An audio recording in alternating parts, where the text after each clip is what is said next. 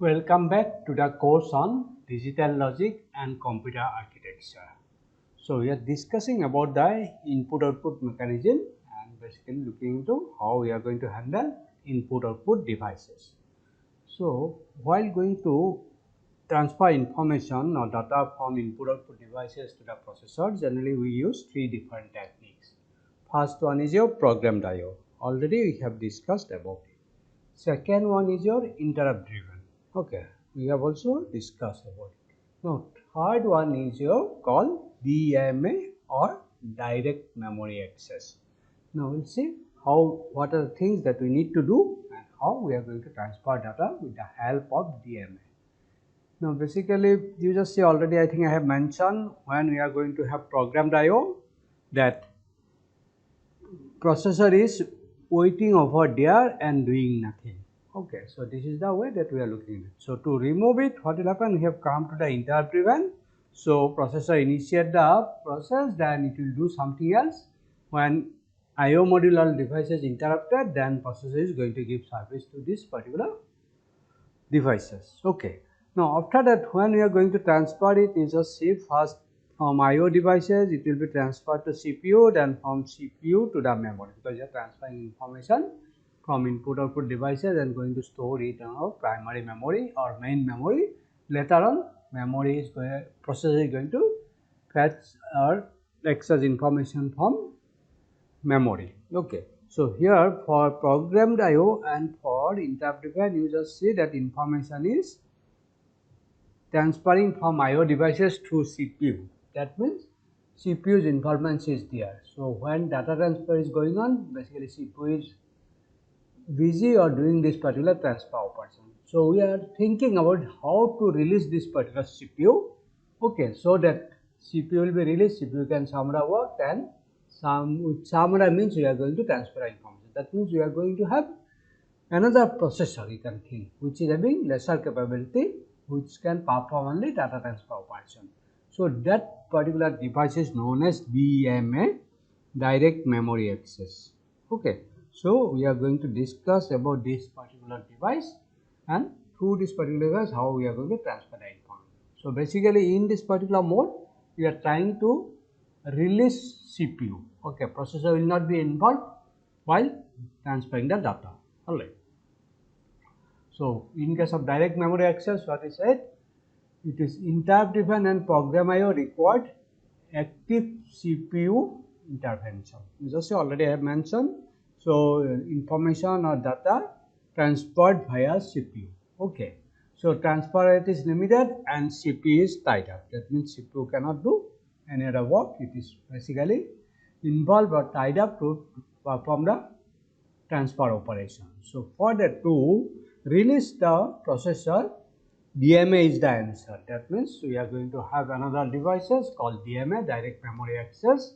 With this particular devices, we are going to transfer the data from input-output devices to the memory. Okay, and later on processor is going to fetch the information from memory.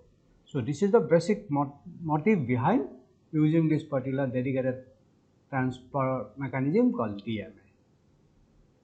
So we are going to have an additional module hardware which will be connected on the bus. Okay, and DMA controller takes over CPU from CPU for I/O operation. So basically what will happen, say if I am having this particular processor, CPU, and say we have this particular main memory, and generally it is connected through this particular system bus. Okay, we have this particular bus. Now what will happen, we are going to place another hardware module called DMA. So DMA is similar to your say processor is having the processing capabilities. So it is another processor you can think which are having limited capabilities, which can only perform the data transfer operation, and through DMAs what will happen, we are connect to several devices. Okay, you can think like that. Now this DMA is basically connected to this particular system bus. Okay, now what will happen, it may be connected or it may be connected through a switch. Okay, Now in general, what will happen? When CPU is working, then what will happen? It is directly connected to the main memory, and processor is going to take information from memory and it is going to populate it. When data transfer operation happens, that what will happen? Then bus will be released by this particular processor, and we are having a direct connection to this particular DMA, and this is basically disconnected. We don't have no direct connection. So now transfer is going from the devices to the memory. Okay, and after completion of this particular operation, then what will happen? DMA will release this bus. So what will happen now? Again, processor is going to get this particular bus to connect to the main memory. So this is the way that we are going to work, or we are going to do the data transfer. So that's why it says the DMA controllers takes over from CPU for input output. Okay, for IO operation, DMA takes over basically, and processor is free to do its own work. But it cannot perform all the works. We will come to that particular point. Sometimes, at some point, CPU has to halt. Okay. Now, typical DMA module diagram. Just I am going to show you the component. What are the components that we are having? We have one register called data count. Okay, we'll see how we are going to use it. Then we have another register called data register. So data count may be a counter and it is a data register. Then we have this particular address register to keep the address of a memory location. Okay, now what will happen? You just see that data count, data register, or maybe some part of address register, or the whole address register will be connected to this particular data lines to transfer the data. Okay. After that, address register is also connected to the address line. So basically, address register is going to keep the address of a memory location. So it will also be connected through this particular address line to the memory module. So that means we can access this particular information. Now initially what will happen? We have to load, or we have to give some initial address. So that address may be transferred through this particular data line, because we have to give this information to the address register. So that means we have to load it with some data, which is nothing but an address of a memory location. So that may be transferred through this particular data line. So that's why address register is connected to even data lines. Okay. So you just see these are the three registers we are having in the DMA controller. Okay. And along with that, we have this particular control logics to control the data transfer operation. That means this is the control unit of this particular DMA module. Okay. So now depending on our requirement, we have to design this particular control logic, but here we are not going to give emphasis on designing of this control logic, but we will just see what are the signals that will be inputted to this particular control logic, and depending on that, what are the output signals that we are going to get from this particular control logic. Now what will happen? One signal is there, it will coming as a DMA request, so it will go to the processor. That means when we are going to perform data transfer operation, then DMA controller will give this particular signals, and then processor will acknowledge this particular request, and we said this is the DMA acknowledgement, so it will come as a request. So we are having another interrupt signal. We will discuss about these things. So it will be going to indicate about the completion of this particular transfer, and processor will give the indication whether we are going to perform a read operation or whether we are going to perform a write operation. If it is a read operation, means we are going to take the information from input device and going to put into some memory location. And in case of write, we have some information in our main memory. We are going to write it to the output devices. So this is the way that we are going to look into it. So we are going to discuss in this particular level, higher level abstraction. We may not look into the design issues of this particular control logic, but if you want, I think you can design the control logics, because we will be knowing what are the tasks, what are the operation that we have to perform with the help of this particular DMA. Okay. So we have three registers: data count, data register, and address register, and along with that control logic. Now what are the DMA operation? It says that CPU tells DMA controller whether it is a read-write operation. It will give device address, then starting address of the memory block, and amount of data to be transferred. Okay. Now what will happen? It gives read-write. It will give the device address, starting address, and amount of data to be transferred. Okay.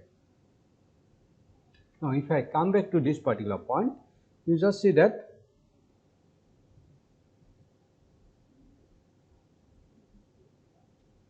say if we have this particular main memory, okay. Now, if I want to transfer the information, say from this particular memory location, and you just see that this is a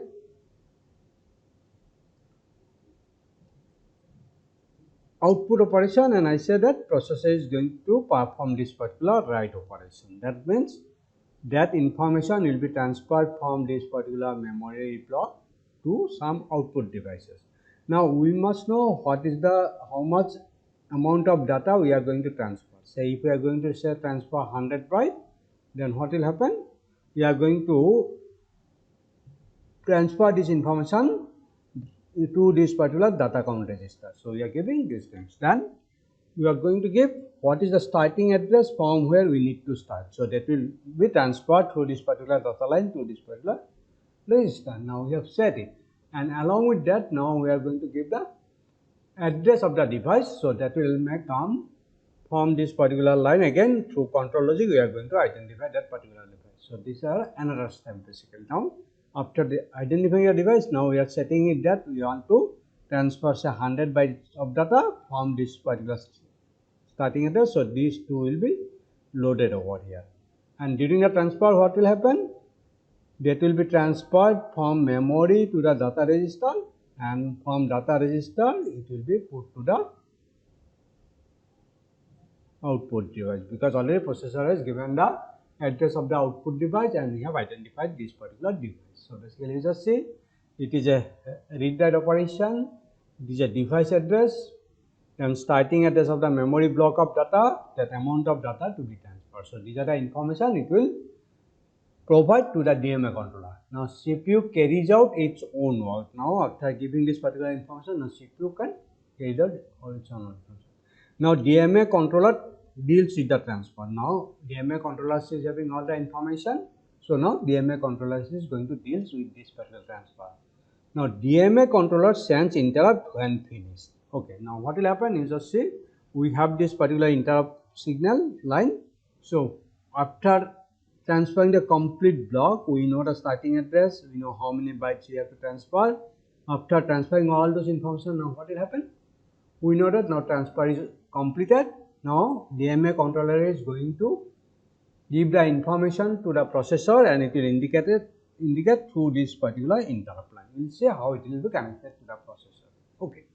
Now, we just say this is the way we are going to transfer. Now, what will happen? When we initiate this particular process, then bus will be given to the DMA controller. Now, we are having a direct connection between DMA controller and the input in the memory module. So, now transfer will go from devices to the memory and processor is delayed.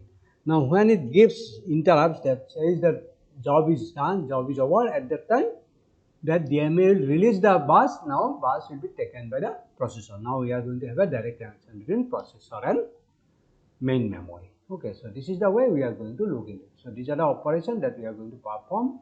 Now, how we are going to do the data transfer? Already I have mentioned DMA controller takes over the bus. Now, when it gets the information, when processor tells that we are going to transfer some information through DMA controller, then DMA controller takes over the bus. So, bus will be given to the DMA controller and we are having a connection between DMA controller and the memory module. And it is going to transfer the data because we have the information what is the starting address of the memory location and how many data we are going to transfer. So, this is the way we are going to transfer it. That means if I am having this particular main memory through this particular system bus, it is connected to say processor, CPU and again my DMA module is sitting over here. So, in this particular case DMA module is going to take over the bus. That means we are going to have the connection from DMA module to the main memory and processor is dealing now. So, it is going to transfer the information. After completion, then what will happen? We are going to have this particular connection again CPU to main memory. So, it says that it is not an interrupt. Basically, we have already seen the interrupt mechanism. What happens in case of interrupt mechanism? say processor is running this particular user program, okay, and when an interrupt comes, then processor is going to run this particular interrupt service routine. Okay. Now what will happen in this particular case? It is a context switch. Basically, we store the context of this particular program in stack, then we are going to execute this particular one. So there is a context switch between the program. We are switching the context from user program to the interrupt service routine. So this is called context switching. Okay, we are changing it. Now after completion of this particular interrupt service routine, we will go back to the user program again. Okay, so this is the way we are doing in case of interrupt control when we are dealing interrupt. But in case of DMA, it is not an interrupt and CPU does not switch context. That means we don't have a context switching over here, because if processor is executing this particular user program, then what will happen? Processor remains executing in this particular program, but due to some reason, due to some scenario, it may halt somewhere, but still it is not going to switch its context. It is going to execute the current program. So that's why I say it is not a interrupt and CPU does not do any context switching. Okay.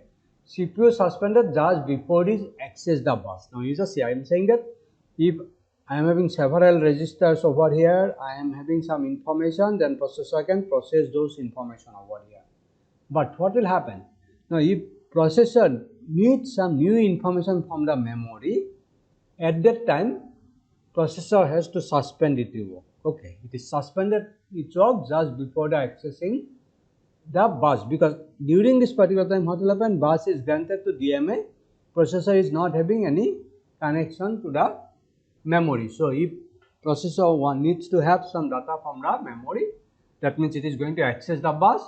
At that time processor is going to stall or it will suspend its operation. So this is the way that we can look into it. So before an operand or data fetch or data write, so basically what will happen, it can do its own arithmetic operation, it can do other works also, but as soon as when there is a operand fetch or data fetch or maybe a data write, then what will happen, now processor need the bus to connect to the memory, to work with the memory, but bus is granted to the DMA controller, so processor suspends its works at that time and it halts for some time. Okay, so basically due to that slows down CPU, but not as much as CPU doing transfer. Now due to that suspension, it is slows down but not as much as CPU doing transfer, because while processor is doing transfer, then what will happen, processor will be always busy to transferring the data.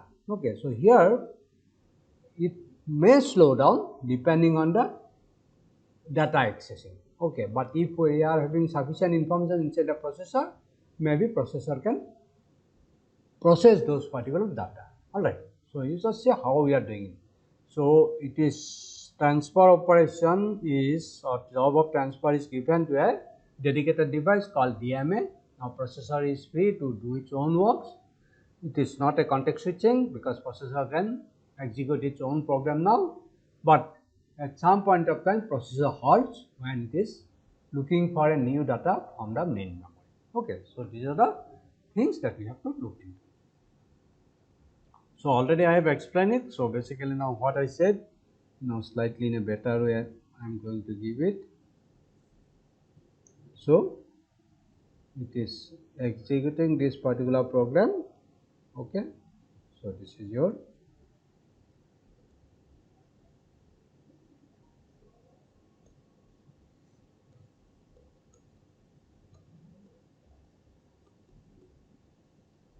so at that particular point what will happen, when we are going to get a DMA request at that particular point, then what will happen, bus will be granted to this particular DMA and we are going to transfer the information, but processor can carry out its own work if the data is available inside the processor. Maybe some of the instruction it can execute.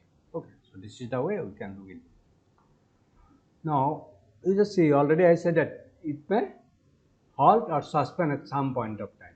So DMA and interrupt breakpoints during an instruction cycle.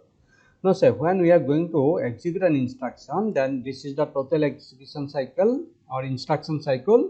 So what are the different cycle we have or different phases we have in the instruction cycle? So you can say these are the processor cycle. One is your fetch instruction. This is one processor cycle. Second one is decode instruction. Third one is your fetch operand.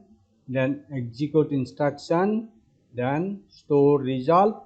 And if we are having interrupt, then it is going to process the interrupt also. So these are the different components of a particular instruction. So we call this is the instruction cycle. So instruction cycle have different phases. Now when we are going to use this particular interrupt mechanism, then what will happen? We cannot stop in between because you have to complete the instruction. So that is the interrupt breakpoint. After completion of the instruction, what will happen? We will suspend the execution of the current program, okay, and we do the context switching. And when we are doing the context switching, then what will happen? We are going to execute the interrupt service routine for that particular interrupt. So this is the process interrupt, and after completion of it, again we will go to fetch the next instruction. Okay, so this is the way we do in the interrupt. So we said there is only one interrupt breakpoint after completion of the execution of the instruction. But in case of DMA, you just see we may have one DMA breakpoint at that particular point because a processor has completed the execution of the current instruction, but it may happen that now processor is going to wait over here because it needs to fetch the next instruction, but currently the bus has been granted or given to the DMA because the processor is not directly connected to the memory now because DMA is performing the transfer. So until and unless processor is going to get back the bus, it cannot proceed further, it cannot fetch the instruction. So this is a DMA breakpoint. Processor is going to wait over here. It will suspend at that particular point. It is suspended, it works, but it is not a context switch. Okay, it is not going to run some record. Similarly, instruction decode we can do inside the processor. So after that, after decoding the instruction, if we know that we have to fetch an operand, okay, again bus is granted to the DMA. So we cannot fetch the operand. So DMA again going to wait at that particular point. So we said this is another DMA breakpoint. But if already you have fetched the operand, then we can execute the instruction. Okay. After execution, say we want to write the result in the memory, but currently DMA is holding the bus, so we have to wait. Processor is going to wait at that particular point also to get the bus again.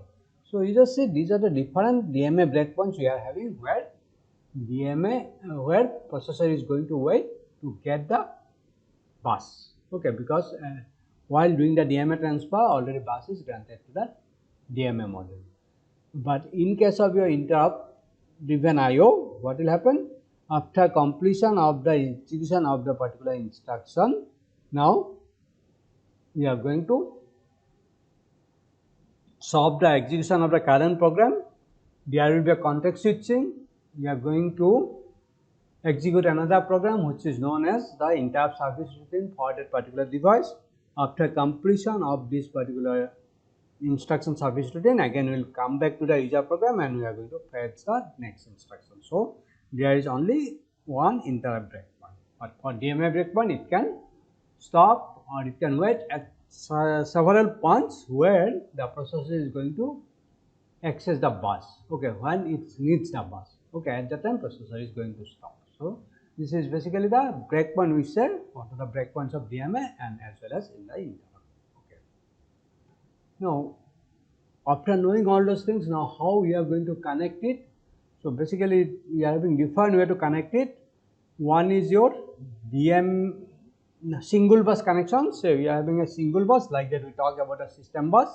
So to this particular bus, what will happen? Generally, we have this connection of the processor and the memory. We are connecting through this particular bus. Now what will happen? DMA will also sit on this particular bus. We are going to connect this particular DMA module, and all the IO devices or IO modules will be connected to this particular bus. Maybe these are IO means IO devices, or it may be IO modules. So different modules may be connected to this particular IO. So what will happen? It is a single bus detached DMA controller. Okay, so DMA controller is detached from those IO modules or IO devices. So it is a separate entity. So each transfer uses bus twice. That means IO to DMA and DMA to memory. Now what will happen when we are going to perform the operation, data transfer operation? Then what will happen? First, DMA is going to connect to this particular IO devices. That means processor is going to give the bus to the DMA controller, and now DMA is going to transfer the information from IO to this particular DMA. Then it will transfer the information from DMA to memory. Then DMA module is collecting information from input-output devices or input devices, or when it is going to transfer information, then it will collect from memory, and after that DMA is going to transfer it to this particular memory. So you just see, so it is transfer uses the bus twice. One is from device to DMA, second one is from device DMA to the memory for input. For output, what happens? First it will use the bus to transfer information from memory to DMA, then from DMA to the output bus. So CPU is suspended twice. Okay, first it will give the bus to the DMA to transfer information from input output device to the DMA, then intermittently processor again get back the bus, but again transfer from the DMA module to the memory, again it will take the bus. So CPU is suspended twice. This is one configuration. We may have another configuration where DMA module, memory and the processor, these are connected to this particular bus, and input output devices are connected to this particular DMA module. So it is a single bus organization again, but integrated DMA controller. Okay, why it is said integrated? Because DMA controller is directly accessing those particular IO modules or IO devices. So it is controller may support more than one device also, like that said this DMA is controlling two devices, this particular DMA is controlling is one device or one IO module. So this is out. So each transfer uses bus once now. Okay. So it is only DMA to memory. Now what will happen? You just see. When DMA is collecting information from IO devices, then we are not using this particular bus. Bus is still with processor to the memory. Now when after collecting all the information, now DMA needs to transfer it from DMA module to the memory. At that time, DMA is going to take the bus and it is going to transfer the information. So DMA will be suspended only once. Okay. So this is your single bus integrated DMA. In the previous one we said this is a single bus but detached DMA controller. So IO devices are not directly connected to the DMA module, but this is connected through the bus. Okay. There is another configuration. We get this is a two bus configuration. One is the system bus and second one is the IO bus. That means again you can say that DMA is detached DMA, but IO module will be connected to the DMA through another bus which is called IO bus. Okay, so separate IO bus is there, input output there. So bus supports all DMA enabled devices. So this bus supports all the DMA enabled devices. So each transfer uses bus 1. So this is now if you look into the system bus, for any transfer this system bus will be used only once when we are going to transfer information from DMA to memory or memory to DMA. At that time processor will grant the bus to the DMA.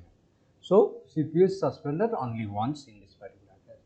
So these are the different ways that we can connect DMA module to the system bus, and depending on the properties of the DMA also it matters because it is a detached DMA or it is an integrated DMA. Okay, so these are the all aspects we have to look into it while we are going to work with this particular DMA controller. Now here I am going to give a small example of real life example. So we know about that 8086 family. So 80x86, that means it may be 186, 286 like that, and it is going to have SDRAM. Now what is this 8237A? This is a DMA controller, Intel DMA controller, which is compatible with this particular 80x86 family. So when DMA module needs buses, it sends hold signals to the processor. I think when you again go back to the 8085 event that we have discussed, you will find one hold signal. So Now, when DMA module needs the buses, it sends hold signals to the processor. Then CPU responded with the help of this signal hold acknowledgement. So, these are the two line signals line is given in the processor to connect the DMA controller, hold and hold acknowledgement. Now, DMA module can now use buses, and while it is going to use the buses, then it is going to use buses. First, it raise the hold signal. When processor give hold acknowledgement, that means now processor is releasing the system bus. Now, DMA module can use this particular bus. Now, for transfer of data, now what are the things that we are having? Now, device request service of DMA by pulling DMA request. Okay, this is called DREQ or DMA request. So, if any device want to start the transfer, then it will request that DMA request. Now, DMA puts I of hold request. Now, DMA will give the hold request to the processor. Now, when processor gets the hold request, then CPU finishes the present bus cycle. It is not necessarily present instruction. Okay, you just say it is going to complete the present bus cycle, not necessarily the present instruction, and puts high on hold acknowledgement signal. After completion of the present bus cycle, it will put the hold acknowledgement.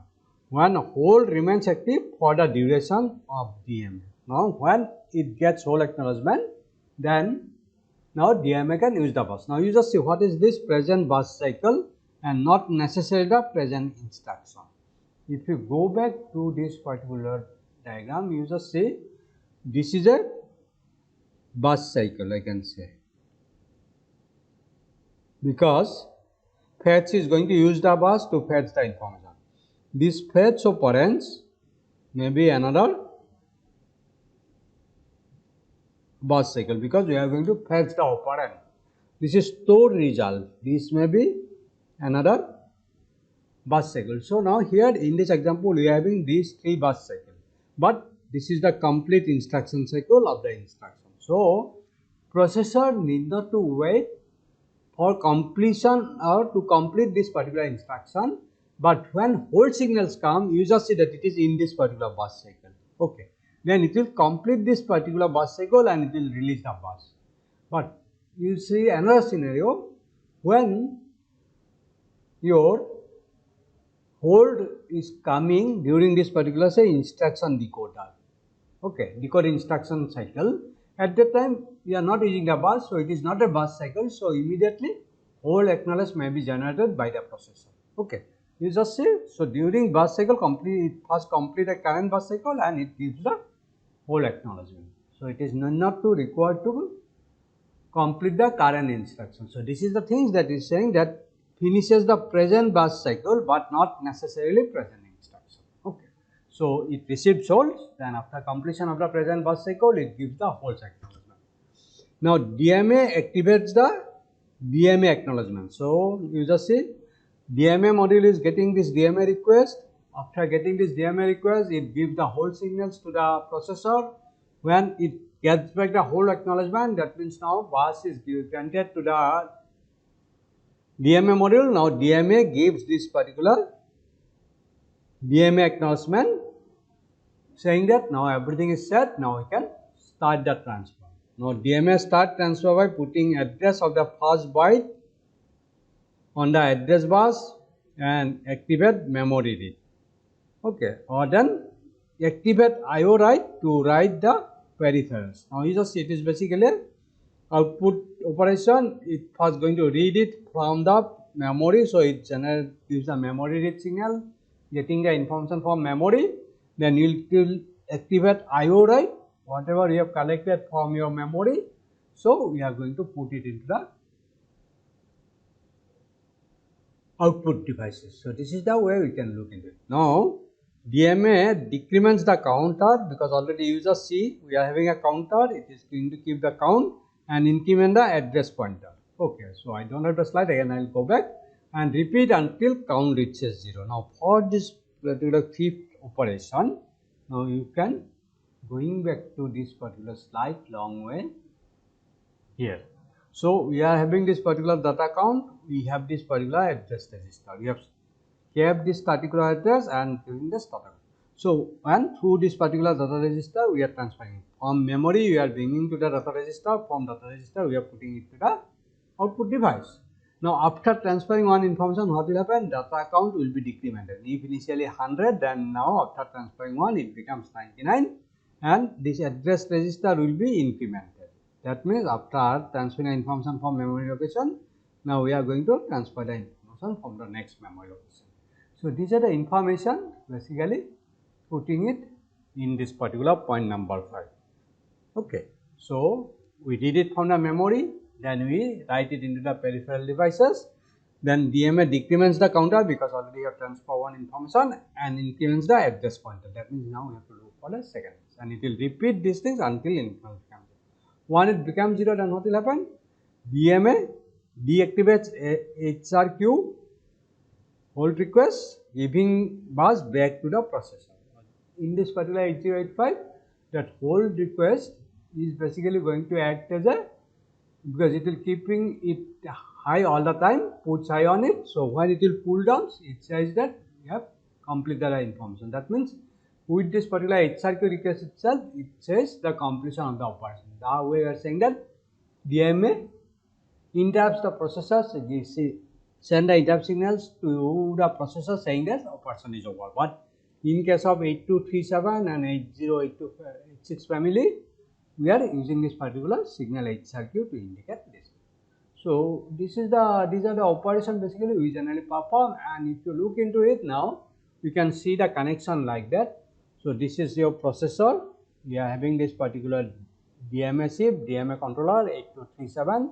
Now say these are the signal, hold request and hold acknowledgement. So DMA will going to interface with these two signals only, hold request and hold acknowledgement. Okay. Now this is the disk controller, it's saying, that means we are talking about a hard disk controller, we are working with the hard disk. So it is having these two signals, that DMA request and DMA acknowledgement. Now what it says? Now when this disk controller is going to give this information, that DMA request, then DMA will give the hold request to it. When processor completes its current bus cycle, then it will give hold acknowledgement. When processor gets the hold acknowledgement, then what it does? It changes those particular switches. In generally, this bus is connected to the processor. Okay. Now when it gives hold acknowledgement, then what will happen? Now bus is granted to this particular DMA controller, so it will be connected to this particular DMA controller, both data bus, address bus and control bus. And after that, DMA controller is going to give that DMA acknowledge signals. Okay, DMA acknowledge signals, the disk controller. Now disk controller is going to start the data transfer operation. Okay, and prior to that, now processor is going to set all those particular starting address and the count, etc. Okay, so this is the way that we are going to connect DMA controller to the processor, and data transfer will be done through DMA controller from input output devices to the main memory, and processor can carry out its own. So this is the way now we are connecting this input output devices is now directly connected to this particular main memory, and we are transferring. Okay. So this is the way we do the data transfer with the DMA model. So now what we have seen, when we are going to look for the input output mechanism, then basically we perform it through an IO module, because it is a IO controller, because instead of putting everything in the processor, we are going to have another model. We said this is the IO module, and devices will be connected through these IO modules, and data can be transferred in three different ways. First one we have discussed about the programmed IO. Second one we talked about interrupt driven,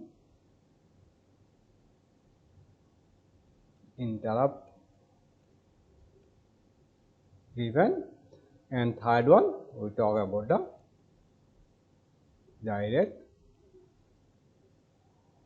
memory access, or DMA. So these are the things that we have discussed with IO. mechanism and how we are going to handle input output devices. So with this, I'll stop here today. Thank you very much.